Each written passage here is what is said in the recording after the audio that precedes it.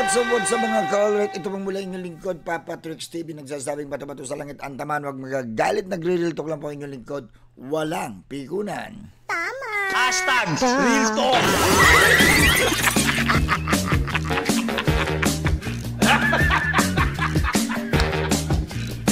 You serious? Oh no! So ito po ang ating vlog ngayon, no? Itong issue ngayon sa interim release po ni Digong na ayan naman po, iyak na naman po mga DDS.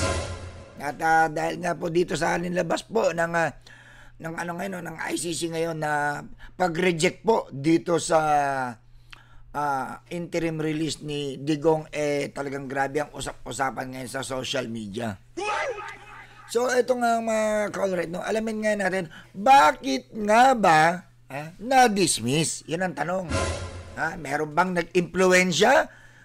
Kasalanan ba ito ng Pangulo ni PBBM? Dahil ang sinasabi po ng mga DDS, no? At karamihan na sinasabi na ito talaga minamanipula daw di umano ng ating Pangulo. At magkasabot daw ang Pangulo at ang ICC, ang administrasyon ng Pangulo at ang ICC. Yun po ang mga iniingay ng mga nakaraan pa ng mga DDS. At ganun na nga.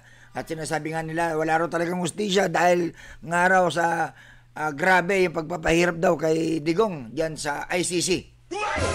So, reaction na natin guys, ano ba talaga yung yung bunga ng nangyari ngayon dito sa pagka-reject ng interim release ni Digong. Kasalanan po ba ito talaga ng ating Pangulo? Inimpluwensyahan po ba ng ating Pangulo? Siya po ba ang punot dahilan ng pagkaka-reject at saka yun nangyari ngayon na talagang hindi ko makalaya-laya si Digong at hindi ko siya takas-takas sa sa mga kaso niya na yan. At dahil din daw dyan po, no, kahit man lang daw interim release na lang at ang sinabi pa nga dito napakaganda ng mga paliwanag ng mga abogado ni Digong at kumbaga kung iintindihin natin, alamin natin, napakasimple lang naman na nang hinihingi at may bansa naman daw na pwedeng mamalagi doon muna si Digong pansamantala dahil nga unang-una sa kanyang edad at wala nang kakayahan na tumakas pa o kung gumawa pa ng kasamaan daw di umano dahil nga raw or mag-impluwensya or isang gipitin yung mga nanggigipit daw kay Digong yung mga nagsusumbong, no? Yun daw di umano mga inano kumbaga sa madaling salita po mga ka-alright kumbaga sa edad ni Digong wala na mga ganitong kakayahan pa kaya handa naman daw sumunod sa rules ng ICC at kung sakalang ipapatawag daw siya sa tuwing may pagdinig makikipag-coordinate naman daw ng maayos. Pero ito nga ho ang nangyari kahit sa ganda ng mga paliwanag ng kanyang mga abogado ganun pa rin po na-reject. Bakit ho kaya na-reject? Sino kaya ang salarin? Sino may kasalanan? Napakaganda na ng paliwanag, napakaganda na ng apela nitong mga abogado ni Digong. Sino ho kaya? Si BBM ho kaya? Kasi yun ang iniingay ng mga DDS at lalo na itong mga pamilya Duterte. Dahil nga talagang ayaw pa rin nila patinag at yun pa rin pong sinasabi na sinisisi lagi sa Pangulo. Bakit kaya si Pangulo PBBM lagi ang sinisisi tuwing may mga nangyayaring problema sa pamilya nila at lalo na pagdating na sa mga issue dito sa bayan natin, lagi ang pinupunto nila, tinuturo nila ang Pangulo. Bakit kaya ganun na lamang ang galit nila sa Pangulo? Well, alamin ngayon natin, bunga ng kadaldalan, kasalanan nila kaya na-reject ang interim release ni Digong. Alamin natin yan. Let's get it on!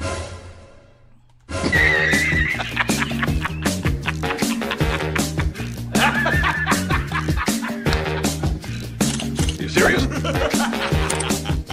Oh no! So eto guys, guys, no, ito sa panoorin natin, reaction na natin to dahil dito sa TV5 Newswire, no, permission to react, sir, dito no, sa TV5, no, etong kanilang interim release, no, explain nila, kung ano, nandito, pinaliwanag dito ni Edling Gao, yung dahilan kung bakit dinismiss, ni-reject ng ICC at mismong nilabas ito ng ICC, mga kadahilanan. Panoorin natin, mga ka-alright. Bakit hindi pinayagan ng pansamantalang paglaya ni Rodrigo Duterte mula sa detention center ng International Criminal Court? Himayin po natin ang mga dahilan daw at ang timeline. June 12 ng taong ito, nag-file ng request sa mga abogado ni Duterte para sa interim release ng dating Pangulo. Ibig sabihin po nito, pansamantalang paglaya sa isang bansa na aprobado ng ICC. June 23 at June 25, nagsumite ng oposisyon sa request na ito ang ICC prosecutor at ang Public Counsel for Victims. Dito namang Agosto 18, inulit ng mga Duterte lawyers ang kanilang petisyon. At Setyembre 8, pinespo ng ICC ang confirmation of charges hearing. Ito po ang mga dahilan na bigay ng mga abogado ni Duterte para siya ay pansamantalang palayain. Yan. Nako, eto na. Ito na po yung mga dahilan kung bakit, no? Okay, ito yung dahilan ng mga mga paliwanag po dito sa issue ng ICC at saka ng mga abogado, no? Hindi raw siya isang flight risk dahil sa kanyang kalusugan. Hindi rin daw niya papahiyain ang kanyang magiging host country. Mahihirapan din daw siyang magtago. Gayong siya raw ay one of the most recognized political figures in the world. Wala rin nabanta sa mga testigo. At ito pa, ayon mismo sa kanyang abogado, no real or concrete risks exist that Duterte will continue to commit crimes. Maraming nakapansin sa wording na ito. At meron daw compelling humanitarian reasons para palayain isang tao na meron ng edad. Hindi ko na po hihimayin ang mga argumento ng prosecution. Diretso na po tayo sa desisyon ng ICC Trito na meron. Okay, dito muna tayo. No flight risk. Okay? Yun ang mga dahilan. Napakaganda ng mga paliwanag nila, no? Would not embarrass his host country. Okay? Hindi pa yan. Difficult to hide. So, mahirap daw para... Wow. Po, talagang no? Alam mo yung talagang mga paliwanag ng mga abogado, no? Difficult to hide. Bakit may balak ba? Hindi. Committed to return. Okay. Kumbaga, mas mapapadali kasi kung okay? No recent security threats versus witness. So, wala naman daw pagbabanta o pananakot sa mga sa mga witnesses. So hindi magiging ganun, no risk Duterte will continue to commit crimes. Yun ang question, yun ang usap-usapan ngayon. No risk Duterte will continue to commit crime. So aminado. Aminado yung mga abogado. Kasi no risk to Duterte will continue to commit crime. Will continue to commit crime? So, dati ginagawa niya, hindi niya na i-continue. Totally nagbago na ba? Parang gano'n. Hindi na ako gagawa ng mga war on drugs na yan. Wala na mga AJJK na yan. Hindi ko gagawin na yan. Hindi ko na ipagpapatuloy yan. Bakit doon ang paliwanag ng mga to? Di ba umaapila kayo para mapalaya itong mabigyan ng interim release itong si Digong. Pero dito, talagang tama yung sinabi ni Edling Gao, no? Parang questionable ito, no? No risk Duterte will continue to commit crimes. Sablay kayo dito, mga sir! So, aminado kayo na may mga nakukumit siyang crime. So, kaya nyo nasabi dito, no risk Duterte will continue to commit crimes. Will continue talaga? Anak ka ng po. Will continue talaga? Sige, okay lang. Bigyan na natin ng pero nakakatawa. Talagang aminado sa mga nakomit na crimes, kaya no risk Duterte will continue to commit crimes. Wow. Ito pa, humanitarian reason. Okay. So eto na. Paano na-dismiss ito? Eto, pakinggan din yung mga ka-alright. ng edad. Hindi ko na po hihimayin ang mga argumento ng prosecution. Diretso na po tayo sa desisyon ng ICC Pretrial Chamber. Mr. Duterte's detention continues to remain necessary. Rejected ang request for interim release, rejected din ang renewed request at patuloy ang detensyon ng dating Pangulo. Bakit daw? Naku po! Anak ka ng pu. Grabe. Ano masasabi mo dyan, Miss Laila de Lima? Ha?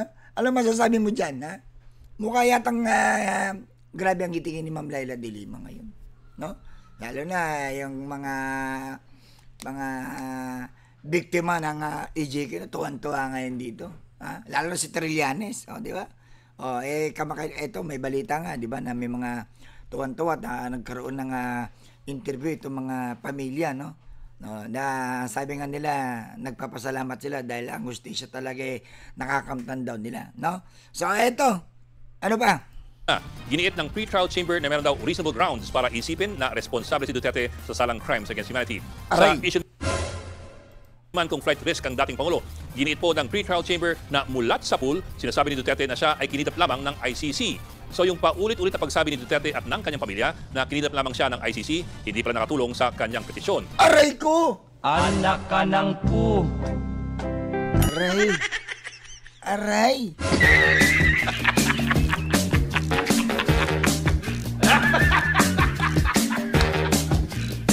You serious?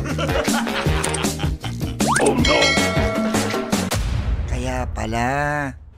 So, walang kasalanan si PBBM dito. 'Di ba? Walang kinalaman ng Pangulo dito. Kasalanan pala nila. Paano kasi ang dadaldal? Anak ka ng pu. Ang iingay kasi sa social media. Ayan tuloy. Napansin ng ICC yung pag-iingay ninyo. 'Di ba? Ayan. So ngayon, kasalanan ng Pangulo? Si Pangulo, si PB, yung ba yung sinasabi ninyong inimpluwensya ng Pangulo, di umano, ang ICC? May ugnayan, merong sabwatan? Dahil sa kaiingay ninyo, ayan. Nakikita pala ng ICC. Di ba? So, yung pag-iingay, hindi nakatulong. Lalong napalala. Di ba? Ito pa, ayon sa ICC, may mga bitawan raw na salita si VP Sara Duterte na lalong nagpahamak sa kaso ng kanyang ama. Sa isang Facebook live stream daw mula sa The Netherlands noong July 19, ito raw ang sinabi ni VP Sara, "Let us all collaborate on a jailbreak." Hindi lamang malinaw kung ano po ang konteksto niyan. Aray ko po.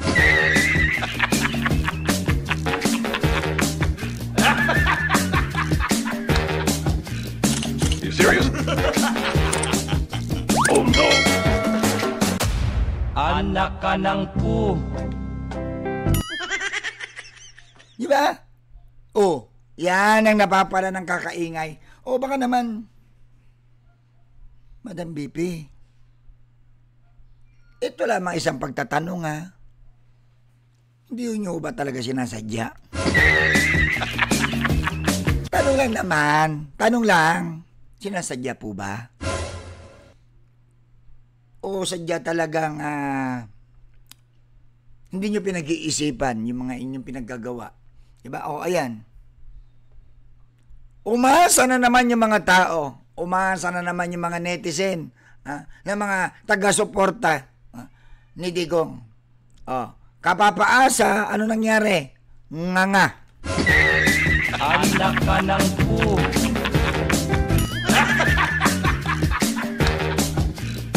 You serious? Oh no! Nauna ang yabang. Nauna ang kadaldalan. Ayan. Nakarma. Kakabatikos sa Pangulo. Masyado kasi kayo nag-focus sa Pangulo. Masyado nyong nilait ang Pangulo. Lahat na lang ng nangyayari, kung anong problema ninyo, lahat ibinabato nyo kay PBBM.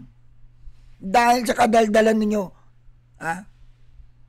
Dahil sa mga galit na ibinabato ninyo, hindi nyo na naiintindihan yung mga pinagagawa ninyo at hindi nyo alam, mas lalong lumalala na pala yung problema ninyo. O ayan, anong sinasabi ng balita?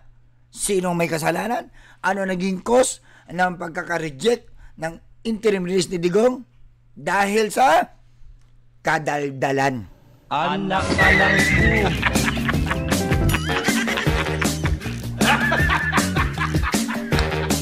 Hindi tayo fake news dito. Bakit? Ayan yung balita eh. Oh. Nandahil sa pag-iingay, kakasisi, na sinasabing may sabuatan ang ICC at ang administrasyon ng Pangulo. O ayan, nainis. Dahil di sa pag-iingay, sa sobrang, kampante sarili, akala nila, pati ang ICC kaya nilang kontrolin, kaya nilang takot-takutin. Anong nangyari? Natakot ba ang ICC? Wala ho kayo sa Pilipinas. Ibang bansa yan. Hindi nyo pwedeng takutin yung mga yan. Diba mga kulit, akala ho kasi nila na ang ICC pwedeng takot-takutin. Pwedeng darag-daragin yan. Pag natakot na darag, ano mangyari? Ay, hindi, release na natin. Nakakatakot ang mga Duterte. Hindi nga po pwedeng ganun. Ganun lang yun. Nasa ibang bansa o kayo. Ha? Lalo kayong paggigigilan dyan. Sipin ang yayabang ng mga to. Sino ba itong mga to sa Pilipinas? Bakit ang tatapang? Tatakutin pa kami? Imbis na magsumamo, imbis na magbait-baitan kayo, na kahit man lang sana magbait-baitan lang kayo na todo paggalang sa mga judge dyan, pinapakita yung ano talaga kayo, matatapang kayo. O, ano nangyari sa tapang? Ano nangyari? Ayan kinalabasan. Reject. Anak ka ng pu.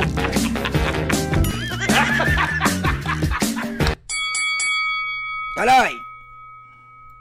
Ano pa man, mukhang sineryoso yan ng ICC. Dagdag pa lang ni VP Sara, may sabuatan din daw sa pagitan ng ICC at ng gobyerno ng Pilipinas para bayaran ang mga pekeng testigo. Ito pa, ayon sa ICC Pre-Trial Chamber, sinabi ni VP Sara noong August 19 na kung bigyan ng interim release ang kanyang ama, gusto niyang bumalik sa Davao City.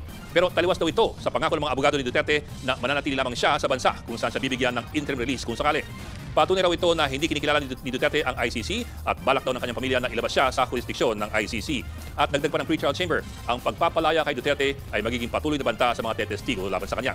Pino na rin ng ICC ang sinabi ni Duterte noong House hearing sa drug war noong November 2024. Nang tanungin tungkol sa bilang ng mga napatay sa kanyang drug war, sinabi ni Duterte na kung mahalal siya muli na alkalde ng Davao City, dodoblehin niya ang bilang.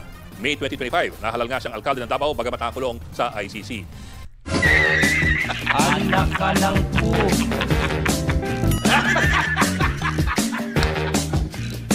You serious?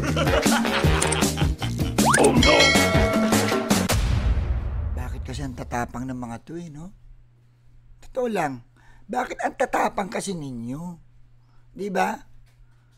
Kung yung mga tapang ninyo na yan, isinantabi nyo na lang at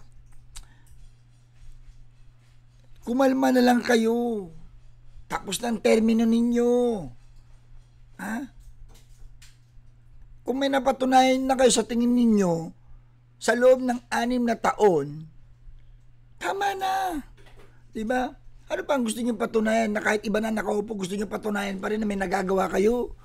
Gusto nyo pa rin patunayan na nasa power pa rin kayo? Gusto nyo pa rin patunayan na na hindi, yung bagong presidente, pag mali yan, pag ano yan, kami ang dito, nasa namin yan. Para bang ganun, para bang nandito lang kami, kung ano sabihin namin, paniwalaan nyo kami. Ano yun? Siya lang ibig sabihin nun. Wala na kayo sa power. Ngayon, ang vice presidente, hindi pwedeng mas mataas siya sa pangulo. Di ba? Na hindi porket vice presidente at meron tayong presidente ng Pilipinas, dahil Duterte ang vice presidente. Kung ano ang gusto ninyong mangyari, na katulad niyan, yung mga nakaraang administrasyon ng Pangulong Digong, di ba? Na kahit anong gusto nila na hindi po pwedeng salagin, hindi pwedeng banggain ang mga Duterte. Kasi pag nagsalita ang mga Duterte, pasok sa banga. Di ba? Oh, pag pinagpilitan mo, pinaglalaban mo, ayun, magiging Laila de Lima ka. Magiging Maria Ressa ang kalalabasan mo. Kulong. Diba? Oh. Hindi na po pwede yun eh. Tandaan ninyo, partida yan ha. Partida yan mga ka-alright. Si PBBM, Pangulo ng Pilipinas. Powerful. Ba't ko nasabi? Alam mo naman pag naging presidente ka ng Pilipinas, makapangyarihan ka. Lahat pwede mong gawin. Pero ang Pangulo, yung pagiging powerful niya as a president, ginamit niya sa tama, hindi niya ginamit sa masama. Samantalang etong mga pamilya na to, yung power nila, ginamit nila sa pansarili nila. Naakala nila na yung galawan nila nung sila nasa posisyon pa, pwede pa rin nilang gamitin na kahit meron silang isa sa pamilya nila na nasa mataas na posisyon, pero hindi po pwede. Bakit? Kasi unang-una, ano ba ang nasasaklawan lang ng isang vice presidente? Di ba? Hindi porket marami kayo na Duterte Black sa Senado, kaya nyo nang paikot-ikutin ang gobyernong ito. Hindi ho ganun eh. Marami yung nakakakita sa inyo. Ang kalaban nyo dito, taong bayan. Dahil nakikita ng taong bayan ang totoong ginagawa at katotohanan na ginagawa ng Pangulo. Dahil naglilingkod ang Pangulo hindi sa mga kaibigan, hindi sa mga best friend, hindi sa mga nakatulong sa kanya, hindi. Naglilingkod ang mahal na Pangulo, PBBM, sa mga Pilipino na nagluklok sa kanya. At kahit hindi ikaw nagluklok, kahit hindi kayo bumoto para kay PBBM, si PBBM ay naglilingkod para sa bayan. Dahil siya hinalal ng taong bayan, kahit yung iba dyan hindi siya ibinoto, pero ang sinasabi ni PBBM, siya ay nasa posisyon na yan para gampanan niya ang trabaho niya para paglingkuran ang taong bayan. Kaya wala kayo napapansin mga ka-alright, kahit anong bato nila, kahit anong lait nila, kahit lahat na isinisi kay Pangulo, Lindol, Bagyo, di ba? Pati pati love life ng mga pamilya nila, sinisi kay Pangulo, di ba? Kulang na lang ganun. Kulang na lang yung mga namatay na mga bayani noong nakaraang panahon, isisi sa Pangulo. Pati pagiging tanga nila, isisisi pa sa Pangulo. Yeah. Ito nangyayari ngayon. Masakit, di ba? Na pinaasa na naman ninyo ang mga DDS na sa social media kaliwat kanan ang kayabangan. Ano kayo ngayon? Makakalabas na si Digo. Ano kayo ngayon? Yari kayo. Takot lang kayo ka sa 2028. Matatakot? Kami matatakot sa 2028? Nga. Anak ka ng po. Huwag na kayong mangarap. Maraming mga deserve na tatakbo sa 2028. Masyado kayo nakapokus sa administrasyon ni Pangulo. Marami pang mga deserve dyan na pwedeng manalo. Di hamak na mas powerful, mas malaki, mas maraming suporta kaysa dyan sa sinusuporta nyo ngayon. Na puro kapalpakan na lang ang pinagagawa. Puro sisi dito, sisi doon. Diba? Wala man lang tayong nakitang mga magaganda man lang na maipakita sa taong bayan na wow, ang galing, wow, ang sipag. Walang ganun eh. Masipag naman. Masipag. Kapupunta ng ibang bansa. Diba? Sana all 14 trips. Binasura rin ng ICC Pretrial Chamber ang argumento ng depensa na dapat siyang palayain for humanitarian reasons. Habang nakulong, mabibigyan naman daw ng sapat na medical care ang dating Pangulo. Hindi rin daw pinaliwanag ng depensa kung meron silang nakikitang kakulangan sa medical care na binibigay ng ICC kay Duterte. Kaya suma total, naniniwala ang pre-trial chamber na flight risk nga ang dating Pangulo at kailangan ng kanyang patuloy na pagkakakulong para siguradong nariyan siya para sa paglilitis. Dagdag pa na dahilan para raw hindi niya maharangan o madiskarel ang investigasyon at ang paglilitis at para hindi niya maulit ang mga krimen na sinasabing kanyang ginawa. Mga kapatid, Di ba? Ito pa. Ito nakakatawa. Ayun, narinig nyo naman, di ba? About sa kanyang kalagayan. High-tech sa ICC. Hindi ka pwede magdrama-drama dyan. Na, hindi, yung sakit ko, ganyan, hindi ako bibigyan ng gamot ng maayos dito. Mga doktor na espesyalista dyan Diba? Hindi naman sa pag-ano, no? Iba yung kalidad ng serbisyo, yung expertise ng mga nasa ibang bansa katulad ng sa dahig na yan talagang matututukan ka dyan. Dito kasi sa mga kulungan dito, meron din naman mga ganyan, pero hindi katulad dyan na International Criminal Court yan. Kumbaga, bantay na bantay ka dyan, alagang-alaga ka dyan. Sarap nga ng buhay ni Digong Samantalang very unfair yung mga nakakagawa ng kasalanan, saan sila nakakulong? Kasama ng mga kriminal. Di ba? Yung mga nakakomit ng crimes, saan sila nakakulong? Doon nakikipagsiksikan sa kulungan. Hindi makahiga na maayos dahil siksikan. Pasalamat nga kayo. Diyan siya nadetini. Diyan sa dahig. Sariling kwarto. May sariling sala. May TV. Wow!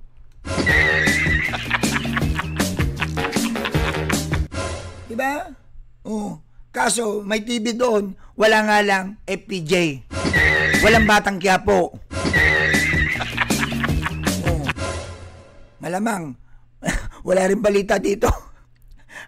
Kung nakakaintindi siya ng mga salita ng mga salita ng mga tagay dyan, naku, Diyos mio, malamang yon. Kaso, baka pag nakalaya sa Digong yung salita niyan, hindi na marunong magtagalog yan. Hindi na rin mag-English. Yung kung ano salita ng mga taga dyan, sa daig, yun na rin magiging salita niya. Kasi, diba, malamang yung TV nila dyan, walang channel ng dyan, ng Batang Quiapo. Ayan hindi ubra, di ba? Yan ang bunga ng kadaldalan. Anak ka ng po. Di ba? So, hindi kasalanan ng presidente. Walang kinalaman ang presidente sa pagkaka-reject. Hindi ito minamanipula. Dahil alam nyo, masyado na kayo pinapaikot ng mga pinaniniwalaan nyo kasi. ICC yan. Meron bang ganun na International Criminal Court? Intindihin nyo na lang to. Kayang manipulahin ng Pilipinas. Kung yung mga malalaking bansa nga dyan, na may mga involvement dyan sa mga kriminal na nakadetini rin dyan sa ICC, wala nga rin kakayahan ganun Di ang mas malalaki pa sa Pilipinas. Hindi nila ma-impluensya ng ICC. Tayo pa kaya? Intindi nyo kasi International Criminal Court. Lahat ng mga nakaposisyon na judge dyan ay hindi basta-basta. Nilagay sila dyan, yung mga yan, nakaposisyon sila dyan, transparent yan. Hindi pwedeng diktahan yung mga yan. Yari ka dyan. Nilalagay nyo pa sa alanganin ng bansa natin pa sa ginagawa ninyo. Kaso ang Pangulo, hindi magpaparamdam ng ganyan. Hindi siya na porket kaibigan kanya. Hindi, mamanipuli ka, kakausapin ko ang ICC. Walang ganun. Diba? Kahit tanggalin na ninyo, imahinasyon ninyo, kasasabi ninyo, sa Pangulo, kasisisi ninyo. Kung ako sa inyo dyan, yung iba pa mga maiingay na mga DDS dyan, ha? Yung maiingay na mga DDS dyan, kung ako sa inyo, ibalik na lang ninyo yung ginagawa nyong Zumba sa EDSA. Isumba na lang ninyo yan para maging healthy kayo. Diba? Yun naman talaga dapat eh. Kesa na-stress kayo, kesa katulad niyan, naku, sakit sa ulo niyan. Kung ako sa inyo, yung ginawa ninyo nung 21 sa EDSA na nagsumba na lang kayo dahil hindi kayo makahikayat ng mga ibang sasama sa inyo, magsumba na lang kayo, pampatanggal ng stress, lulusog pa kayo.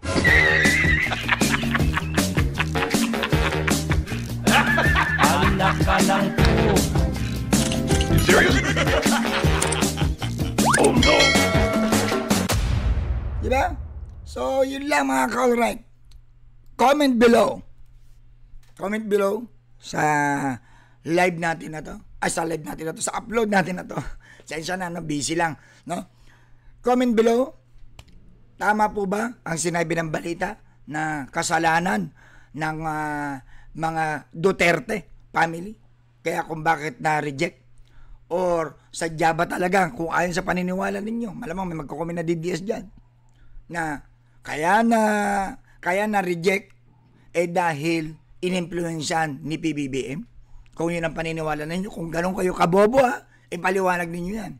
Or kaya tama lang yung balita, sinabi ng balita na kaya ni-reject ay dahil kasalanan din ng mga pamilya Duterte dahil nga ang iingay sa social media at ang tatapang. So saan napunta yung tapang? Ayun, na-reject ang interim release. Umasa na naman ang mga DDS, umasa na naman yung mga palamura, laging nanlalait, na-atake na naman ang atake ngayon sa Pangulo at sinisisi yan lahat kay PBBM. Pero ayan ang katotohanan, hindi nagkukubli ang mga kasinungalingan, ang katotohanan lagi lumalabas. Kaya eto si PBBM, hindi pa rin nila matinag-tinag. Sabi nga nila, habang inaapak-apakan ka, hinahamak ka, ang tanging isinasagot lang ng ating Pangulo ay ngiti. Anong sila lagi sinasabi? Hindi niya raw pinapansin mga yan. Dahil pag pinansin niya yung mga yan, mawawala lang siya. Kaya siya focus sa bayan. Dahil yan ang trabaho niya. Yan ang kailangan niyang gawin. Hinalal siya ng taong bayan para maglingkod sa taong bayan. Hindi para maglingkod sa mga kaibigan, magsuportahan ang mga best friend. Hindi ganun. Walang ganun kaisipan si BBM. Dahil siya ay talagang tunay na nagmamahal sa taong bayan. Yun lang po. Maraming salamat. Comment below Kasalanan ba talaga ng mga Duterte? O ito ay sa paniniwala ninyo si PBBM ang dahilan lahat ng ito. Okay? Pero sa akin mga ka-alright, in my opinion, yan ang naging cause. Kaya nagkakandalit-kilit sila dahil sa sobrang ingay nila, ang iingay nila sa social media, hindi na lang ko sila nanahimik. Diba? Pwede ka naman maging tahimik, gawin nyo na lang yung mga nararapat na gawin nyo sa legal na paraan. Hindi yung puro kayo sisi sa gobyerno, puro kayo bana sa gobyerno. Ayan na naging kinakalabasan. Nakakarma. Yun lang po. Maraming salamat po sa inyong lahat. Sa mga kaibigan ko po dito na makakanood po ng video. Please po, pakiusap po, pakishare naman po tong live na to. At susunod may mga live stream ako, magla-live po ako. Sa ngayon po busy lang po talaga. Sana po paki-share nyo po tong live ko na to. Support nyo lang po yung channel ko. Mga kaibigan ko dyan, maraming salamat sa inyo. Yung mga BNB group, yung mga Sir Supports, yan, yung mga yan, sila Ma'am Lali, sa mga BNB group, sila Ma'am Rosimatsu, Ma'am Lalaine, ayan, Ma'am, yan sila, Sir, yung boss ko, boss, tag dito, Danny, Sir Danny, yan, si Vinny Ron, yan, Sir Vin, Sir Vinny Rod, shoutout sa'yo, yan, Edward La Chica, yan, Bolero, yan, Mintek, yan, mga kaibigan natin yan, Ma'am Susan Vergara, Nanay Marie Iton, yan, mga kaibigan natin yan, at sa lahat, yung mga hindi ko nababanggit, lahat kayo dyan, shoutout sa inyo lahat, yung mga kaibigan ko, salamat sa inyong lahat, Yuki, yan, mga kaibigan natin, please share nyo tong live ko, yung mga hindi ko nababanggit dyan, sila Ma'am Jane Wanson, Kalimutan ko na iba. Basta, sige, pag nag-live ako, babanggitin ko kayo lahat yan. Kaya maraming salamat. Please share yung live na to, guys. Please share yung itong videos na to para mapanood ng iba at malaman nila yung mga ganitong explanation natin. Kaya salamat po. Thank you. God bless us all. God bless you too, guys.